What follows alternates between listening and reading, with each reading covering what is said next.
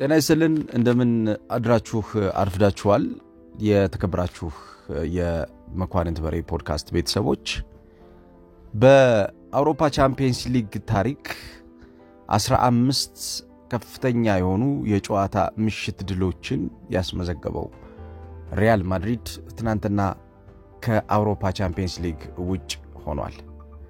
የሪያል ማድሪድ ያለፉት ዓመታት የበላይነት በተለይም ደግሞ ወደ ግማሽ ፍጻሜ ያደረጋቸው የጠንካራ ታሪካዊ ምሽቶች ውጤት ትናንትና ምሽት በሳንቲያጎ ቤርናባው ሊፈጠር አልቻለም። አርሰናል ትናንት ሪያል ማድሪድን 2-1 በሆነ ውጤት አሸንፎታል። በድምር ውጤት 5-1 ረቶ ከውድድር ውጭ አድርጎታል። ይህ ጨዋታ እጅግ በጣም ብዙ የሚነሱ ሐሳቦችን የያዘ ጨዋታ ነው። ከጨዋታው ቀደም ብሎ ከፍተኛ ግምት ተሰጥቷቸው የነበሩት ሪያል ማድሪዶች ሬሞንታዳ ወይም ደግሞ the comeback ሚለውን ሐሳብ ተግባራዊ ለማድረግ የመጀመሪያዎቹን 10 እና 15 ደቂቃዎች ለመጠቀም ሞክረው ነበር፣ ግን አልተሳካላቸውም። ከፍተኛ የሆነውን የጨዋታ ጫናና ብልጫ ለመውሰድ በተለይም ደግሞ የአርሰናልን የመጀመሪያዎቹን 15 እና 20 ደቂቃዎች ኳስ የሚጀምሩበትን 30 እና 25 ደቂቃዎችን ለማፈን፣ ለማጥቃት፣ ለመቆጣጠር እንዲሁም ክፍተቶችን ለመጠቀም የአርሰናል የጨዋታ እቅድ የሆነው ኳስን በስርዓት የሚጀምርበትን መንገድ ለማበላሸት ከፍተኛ የሆኑ ጫናዎችን አሳድረው ነበር። ነገር ግን አርሰናሎች ትናንትና በእርጋታ እንቅስቃሴዎችን የመሩበትን ምሽት በተሻለ ውጤት ፈጽመዋል። አጠቃላይ ግን ጨዋታው እንዴት እንደነበረ የምንመለከት ይሆናል። ከጨዋታው ቀደም ብሎ ሲነሱ የነበሩ ሐሳቦች፣ ከጨዋታው በፊት የነበሩ ዝርዝር ጉዳዮችን ለመመልከት እሞክራለሁ። አብራችሁን ቆይታ እንድታደርጉ ከወዲሁ እጋብዛችኋለሁ። መኳንንት በሬ ነኝ። የመኳንንት በሬ ፖድካስት እንድትከታተሉ ከወዲሁ ጋብዛለሁ። ፖድካስቱ ከተመቻችሁ ላይክ፣ ሰብስክራይብ እና ሼር አድርጉ። ለሌሎች በተለይ እንዲጋሩ ለሌሎች እንዲደርስ ሼር ማድረጋችሁን አትዘንጉ። እጅጉን አመሰግናለሁ።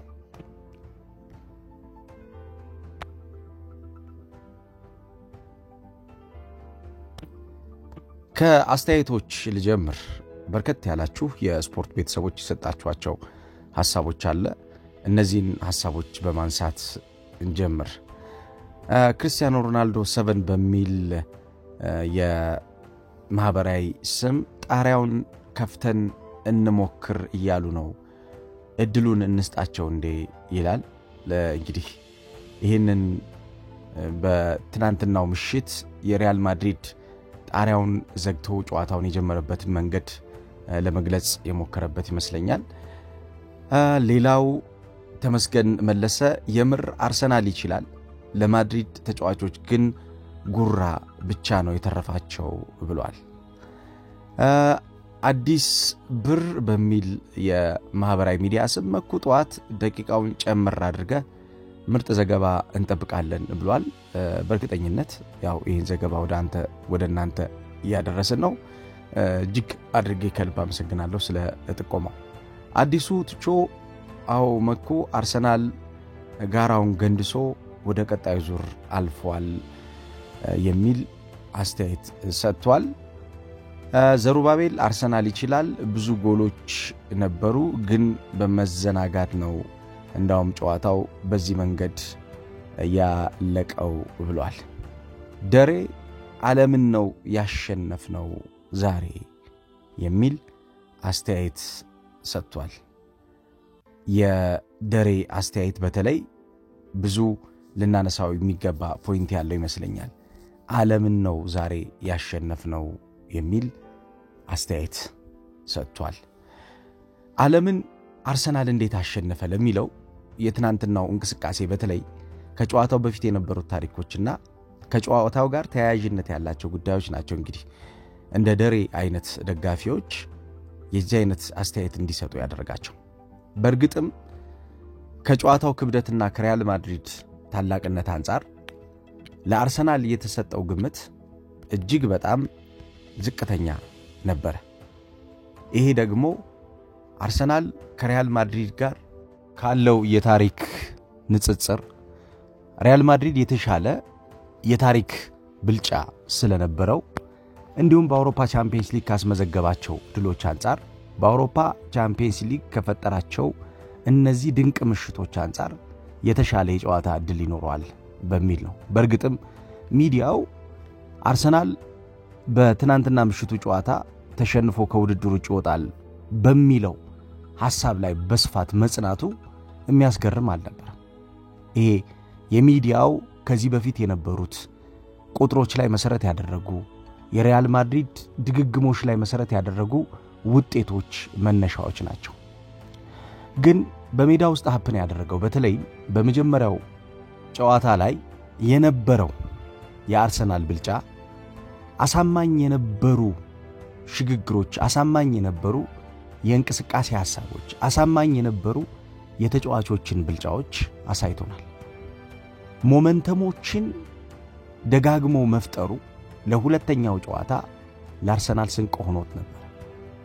በተለይ የማጥቂያ ሞመንተሞች የሚፈጥርባቸው ሽግግሮች የመጨረሻ የሜዳ ክፍል ሰንጥቆ የሚገባባቸው የአፈጻጸም ደረጃዎቹ እንዲሁም ኳስን ተቆጣጥሮ ለመጫወት የሚያደርግበት ፍላጎቱ እንቅስቃሴዎችን ኢኒሺየት የሚያደርግበት እንቅስቃሴዎችን የሚያነሳሳበት መንገዱ አርሰናልን በዚህ ጨዋታ የተወሰኑትም ቢሆን እንዲጠብቁት አድርጓል። በዚህ መንገድ አርሰናል እንደዚህ 2-1 ያሸንፋል ብለው ባያስቡም ተሸንፎም ቢሆን ግን አርሰናል ወደ ቀጣዩ ዙር ያልፋል ያሉትም ለዚህ ነበር። ተሸንፎም ቢሆን ወደ ቀጣዩ ዙር ያልፋል። ግን ጨዋታውን የሚቆጣጠርበት መንገድ እንዴት እንደነበረ በግልጽ ነው የተመለከተው። አርሰናል ጨዋታውን ለመቆጣጠር አርሰናል ጨዋታውን ለመጨረስና የተሻለ ቡድን ሆኖ ለመገኘት የሪያል ማድሪድን እንቅስቃሴ ሳይሆን የፈለገው በራሱ እንቅስቃሴ ውስጥ መቆየትን ነው የመረጠው። ካርሎ አንቸሎቲ ከጨዋታው በኋላ በሰጡት አስተያየት በሁሉም መንገዶች የተሻለ ጨዋታውን ለመምራት የሞከሩት አርሰናሎች ነበሩ የሚል አስተያየት የሰጡትም ለዚህ ነው። በሁሉም መንገዶች ማለት በሚከላከልበት፣ በሚያጠቃበት፣ ተጋጣሚን ብልጫ እንዳይወስድ በሚያስገድድበት መንገድ አርሰናል የተሻለ ሆኗል። በመጀመሪያው ደቂቃ ላይ ቡካዮ ሳካ ያገኘውን የፍጹም ቅጣት ምት ሳይጠቀም የቀረበት ሁኔታ የአርሰናልን ስነ ልቦና ጎትቶት የነበረ ቢሆንም ከዛ በኋላ እንደገና ተመልሰው ደግሞ ወደ ጨዋታ የመጡበት የአእምሮ ጥንካሬያቸው ግን እንደ ሪያል ማድሪድ አይነት ቡድን ጋር ሆኖ አርሰናል በዛ ልክ እንደዚህ አይነት አፈጻጸም ውስጥ መገኘቱ ጨዋታውን ለማሸነፍ ያለውን የአእምሮ ጥንካሬ በደንብ የሚያሳይ ነው። አርሰናል የመጀመሪያውን ጎል ባስቆጠረበት ሰዓት በተለይ ቡካዮ ሳካ በድንቅ ሁኔታ ጎሉን ባስቆጠረ ሰዓት የሪያል ማድሪድ የተከላካይ መስመር ተጫዋቾች እሱን ሊቆጣጠሩ የሞከሩበት መንገድ ቡካዮ ሳካ ከነሱ የጨዋታ ቁጥጥርና የስፔስ ቁጥጥር ወጥመድ በላይ ለጨዋታው በአእምሮ ዝግጁ የነበረው ተጫዋች እሱ እንደነበረ በደንብ ነው ያሳየው። የፍጹም ቅጣት ምቱን ከሳተው በኋላ ወደ መልበሻ ክፍል በሚገባበት ሰዓት ቡካዮ ሳካ አርሰናል የነበረው ጫና ሜዳ ላይ ብቻ አልነበረ። መልበሻ ክፍልና እንዲሁም በመልበሻ ክፍል መግቢያ በሮች በኩልም አርሰናል ከባድ የሆኑ ጫናዎችን አስተናግዷል። ይሄ ማለት የሪያል ማድሪድ ተጫዋቾች የአርሰናል ተጫዋቾችን ከጌም ሪትም እንዲወጡ ከጌሙ እንቅስቃሴ ጋር እንዳይገናኙ የነበረው የተደራጀ ሥራ በደንብ የሚያሳይ ነው። ዳኒ ካርቫሃል መልበሻው በሩ አካባቢ ተጠግቶ ከቡካዮ ሳካ ጋር ከፍተኛ የሆነ ጭቅጭቅ ውስጥ ገብቶ ታይቷል። ትናንትና በሜዳ ውስጥ የሚገኙት የስፔን ፖሊሶች ናቸው በመካከላቸው የነበረውን የዳኒ ካርቫሃልና የቡካዮ ሳካን ውዝግብ በተወሰነ ለማረጋጋት የሞከሩት። እንዳውም ካርቫሃል ቡካዮ ሳካን ቀኝ ትከሻው አካባቢ በግራ እጁ ይዞት እየተናገረው የሚያሳይ ፎቶ ማህበራዊ ሚዲያ ላይ ተለቆ ፖሊሶቹም ከጀርባ ሆኖ ይሄን ነገር ምን እንዳደረገው እየጠየቁት ተመልክተናል።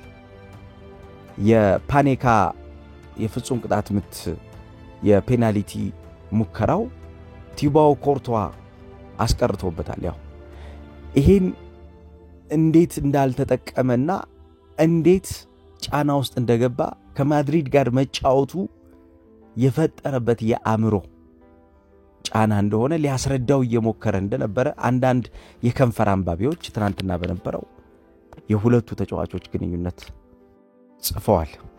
በስፋትም ይህንን ተንትነውታል።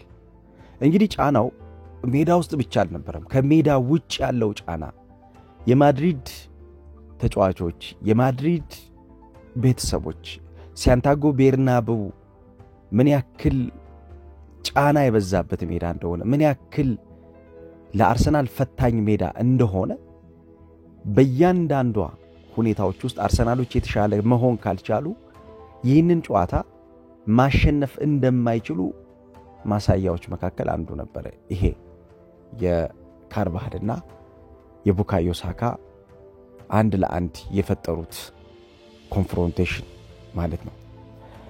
በጨዋታው እንግዲህ አርሰናል እንዴት ነው ሊጀምር የቻለው? እንዴት የተሻለ ቡድን ሆነ የሚለውን እመለስበታለሁ። እንዴት ብዙ ጎሎችን በሜዳው የሚያስቆጥረውና ብዙ ጎሎችን ብዙ ድራማዎችን በአውሮፓ ቻምፒየንስ ሊግ የመጨረሻ ደቂቃዎች ላይ የሚፈጽመው ሪያል ማድሪድ እንዴት ትናንትና ይህንን ነገር ማድረግ ተሳነው የሚለውን ለመመልከት እሞክራለሁ።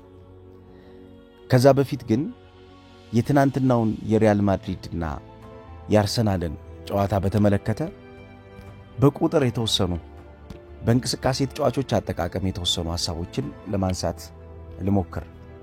ሪያል ማድሪድና አርሰናል በትናንትናው ጨዋታ ከተጫዋቾች አጠቃቀም አንፃር ከተመለከትነው ሁለቱም ያልፈረሰ ቡድን ይዘው ነው የገቡት ማለት እንችላለን። በተለይ አርሰናል ያልፈረሰ ቡድን ይዞ የገባው በዚህ ቡድን ውስጥ በተለይ በመከላከሉ በኩል የጋብሪኤል ማጋሌሽ አለመኖር አርሰናልን አጉድሎት ይታያል የሚል የመጀመሪያው ግንኙነታቸው ላይ በስፋት የተነሳ ነገር ቢሆንም የተጣመረው ጃኪብ ኪቪዮር ከሳሊባ ጋር የነበረው አንደርስታንዲንግ ግን ያልፈረሰ ቡድን ይዞ የገባው አርሰናል አሁንም ጠንካራውን ዲፌንሲቭ ሶሊዲቲ እንደሚያገኝ ጠንካራ የሆነውን የመከላከል አደረጃጀት እንደማያጣ በደንብ ያየንበት ነበር።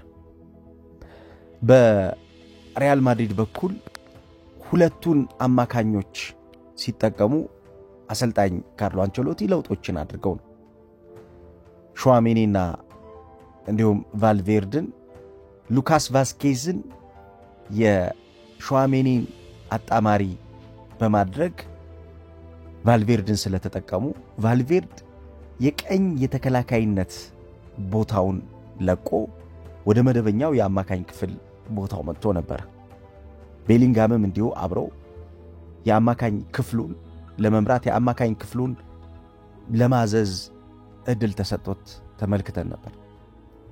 በጨዋታው ግን ሶስቱም አማካኞች 5.1 አፈጻጸም ነው ካሶ ያገኙት፣ ደካማ አፈጻጸም። ሮድሪጎና ቬኒሺየስ እንዲሁም ኪሊያን ምባፔ የፊት መስመሩን እንዲመሩ ተደርጓል። ስለዚህ ያልተለወጠ የፊት መስመር ተጠቅመዋል ማለት ነው። እንግዲህ በሪያል ማድሪድ በኩል በአርሰናል በኩል የነበረው የሚኬል አርቴታ የተጫዋቾች አጠቃቀም የነበረው የሚኬል አርቴታ የትናንትናው አፈጻጸሙ ባልፈረሰ በጣም በተደራጀ በእንቅስቃሴ የተሻለ ለመሆን በሚሞክር ቡድን ውስጥ ያለፈን አርሰናል ነው የሰጠን። የአርሰናል ዝቅተኛው ነጥብ የተሰጠው ተጫዋች የግብ ጠባቂው ዳቪድ ራያ ነበር።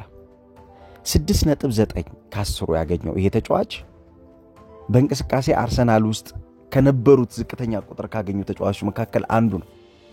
ሌሎቹ በአማካኝ ክፍል ቶማስ ፓርቴ 7.1 ዴክለን ራይስ 7.3 ማርቲን ኦዴርጋርድ 7.3 ከ10 አፈጻጸም ተሰጥቷቸዋል። የዚህ ጨዋታ ከፍተኛ ነጥብ ያገኘውና በጨዋታው የተሻለ ብልጫ የወሰደው ጋብሪኤል ማርቲኔሊ ነው። 9.8 ከ10 ተሰጥቶታል።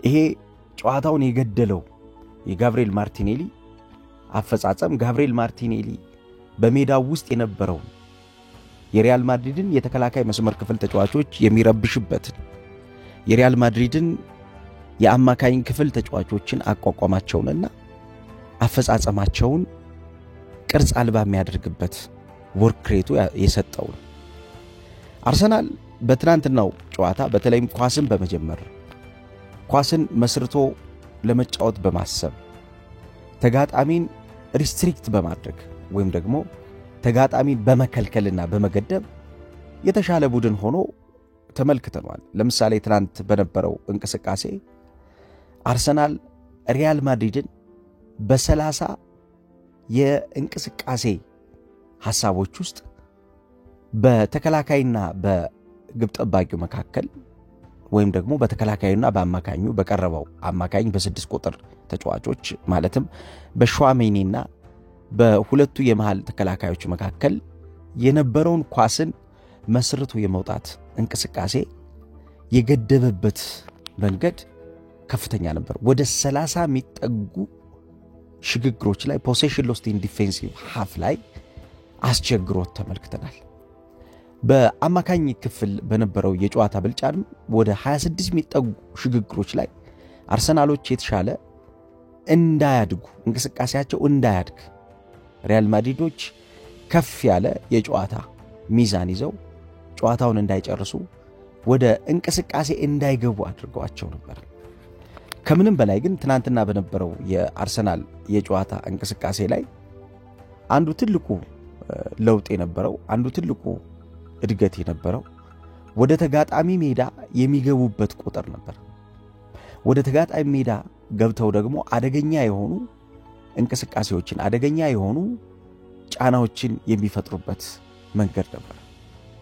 ትናንት ለምሳሌ አርሰናል በፎርዋርድ ፓሲንግ ወይም ደግሞ ወደፊት በሚሄዱ ኳሶች አፈጻጸምና ቁጥር ከተመለከትነው ከሪያል ማድሪድ የተሻለ ነበር። ሪያል ማድሪድ በፎርዋርድ ፓሲንግ 65.7 መቶኛ የስኬት አፈጻጸም ነው የነበረው።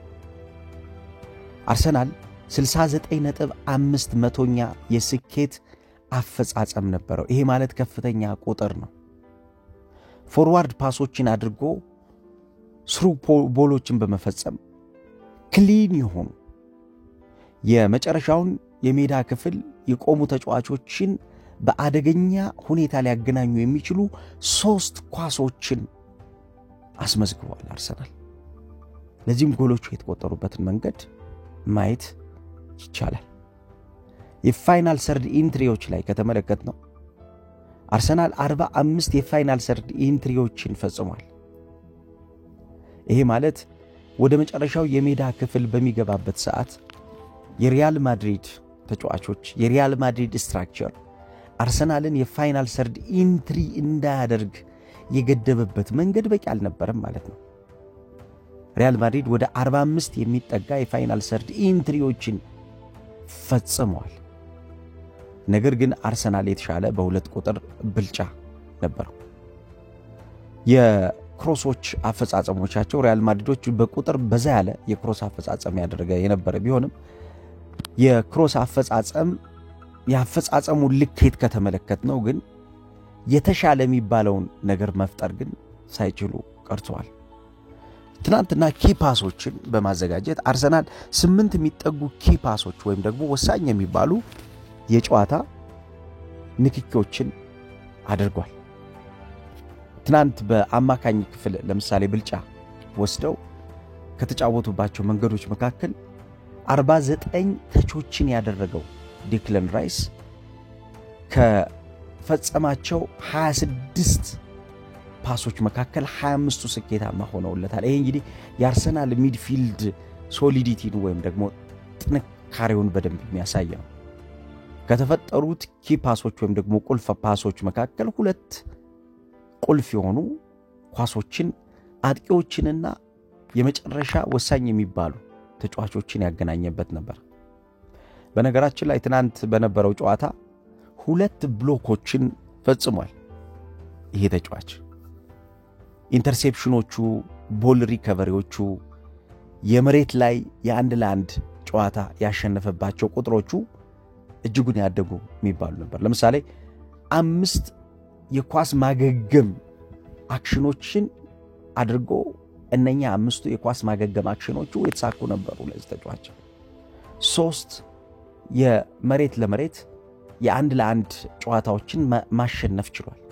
እነኚህ 3 መሬት ለመሬት የአንድ ለአንድ ጨዋታዎችን ያሸነፈባቸው ንክኪዎቹ ለአርሰናል በጨዋታ ውስጥ እንዲቆይና ሪያል ማድሪድ ወደ ጨዋታው እንዳይገባ ወደ ጨዋታው እንዳይመጣ እንዳያንሰራራ ያደረገባቸው አክሽኖቹ ነበሩ።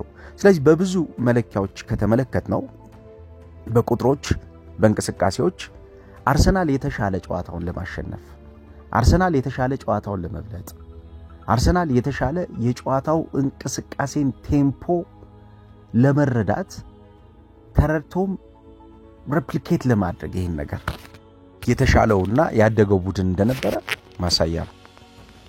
ከጨዋታው በኋላ የተሰጡ አስተያየቶች መካከል አንዱ ልብ የሚያሞቅና ሐሳብ የሚገዛ አስተያየት በአሰልጣኝ ሚኬል አርቴታ በኩል ተከናውኗል። ትናንትና አርቴታ ጋዜጠኞች ጥያቄ ጠይቀውታል። የጠየቁት ጥያቄ ደግሞ ለፔፕ ጋርዲዮላ ደውለህለት ነበር ወይ የሚል ነው። ለጋርዲዮላ ደውለህለታል ወይ? የመጀመሪያው ጨዋታ ከሪያል ማድሪድ ጋር በኤምሬትስ ስቴዲየም ከመጫወታችሁ በፊት ደውለህለታል። አሁንስ ሁለተኛው ጨዋታ ላይ ደውለህለታል ወይ የሚል ጥያቄ ጠይቀውት ነበር። በስፓኒሽኛ ነው የጠየቁት። እስኪ ስሙት። Mientras que del periódico, enhorabuena por la clasificación. Yo quería preguntarte, el otro día nos dijiste que habías hablado con Guardiola antes del partido de ida y quería preguntarte si has hablado con él. እኔ ልጠይቅህ የምፈልገው ጥያቄ ከጨዋታው በፊት ጋርዲዮላን ደውለህለታል የሚባል ነገር ሰምቻለሁ። ይህን ጨዋታ በምትዘጋጅበት ሰዓት ለዚህ ጨዋታ በምትቀርብበት ሰዓት ለጋርዲዮላ ደውለህለታል ወይ ነው የሚለው ጋዜጠኛው። ሚኬል አርቴታ በመሳቅ የሚመልሰው የተወሰኑ ላሰማችሁ። Pero porque creo que si estoy aquí es en gran parte. አዎ ደውዬለታለሁ ነው የሚለው። ዛሬ ጠዋት ደውዬለታለሁ። ምክንያቱም እኔ እዚህ ቦታ ላይ የተገኘሁት በሱ ምክንያት ነው። የስልጠና ባጅ ባገኘው በተወሰኑ ወራቶች ውስጥ በሱ ቡድን የአሰልጣኞች ስታፍ ውስጥ አምኖብኝ እንድገባ አደረገኝ። ሁሉንም ነገር ሰጠኝ።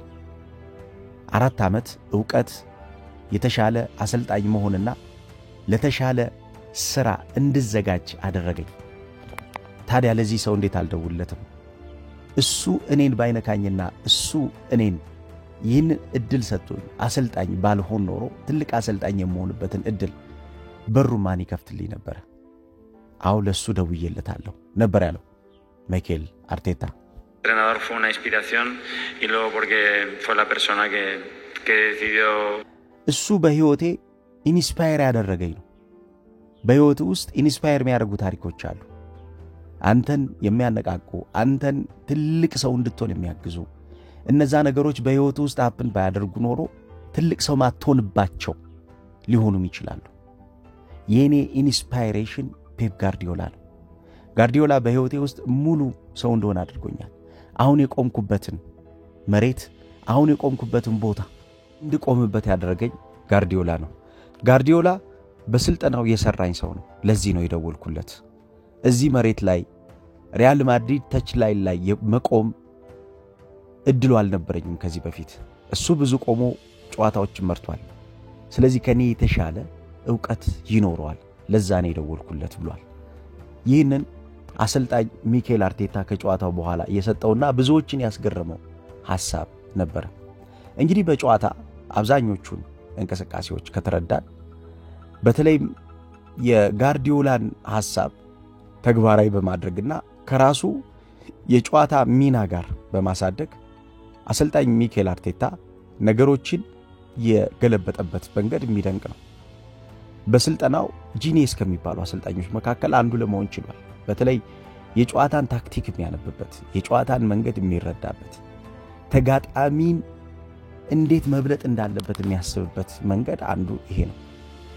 ተጋጣሚን በሱ ወጥመድ ውስጥ ከቶ ለምሳሌ ትናንትናን ከተመለከትነው የትናንትናው አንዱ ትልቁ ስኬት የሚባለው ሪያል ማድሪድን በሱ እንቅስቃሴ ውስጥ በመክተት ሪያል ማድሪድ ከሱ እንቅስቃሴዎች ባሉት ከሱ እንቅስቃሴዎች በሚገኙት ስፔሶች ላይ የሚፈልገውን ነገር እንዳያገኝ የገደበበት መንገድ ይደንቃል። አንዳንዴ ተጋጣሚን የምትከለክልበት ሐሳብና ተጫዋች ቢኖርም አታደርገው። በአርቴታ የጨዋታ ሐሳብ ውስጥ ግን በሁለቱም ጨዋታዎች ላይ ተሳክቶለታል። ሁለቱም ጨዋታዎች ላይ ያሰብናቸው ነገሮች ሆነዋል ያለው።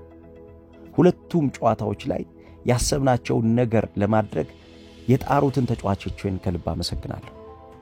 ሁለቱም ጨዋታዎች ላይ የተሻለ እንድንሆን የሞከርንባቸው ሐሳቦች ሕይወት የኖራቸው በተጫዋቾቼ ነው።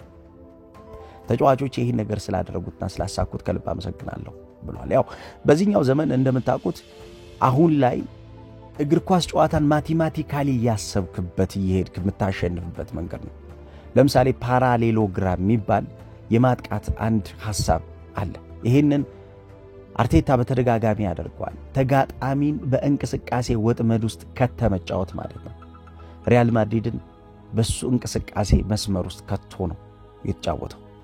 በቋሚውና በአግዳሚው መካከል በሚኖሩ የሚሰመሩ መስመሮች የተጋጣሚን እንቅስቃሴ ትራክ ባክ በማድረግ ተጋጣሚ ምን ሊያደርግ እያሰበ ነው፣ ተጋጣሚ ምን አድርጓል፣ ለተጋጣሚ እንዴት ከባድ ነው፣ ተጋጣሚ የተሻለ ነገር እንዳያደርግ በምን መንገድ እንከልክለው በሚል በምን መንገድ እንገድበው በሚል ይህንን የጨዋታ ሐሳብ ሁሉ ተግባራዊ ያደረገ አሰልጣኝ።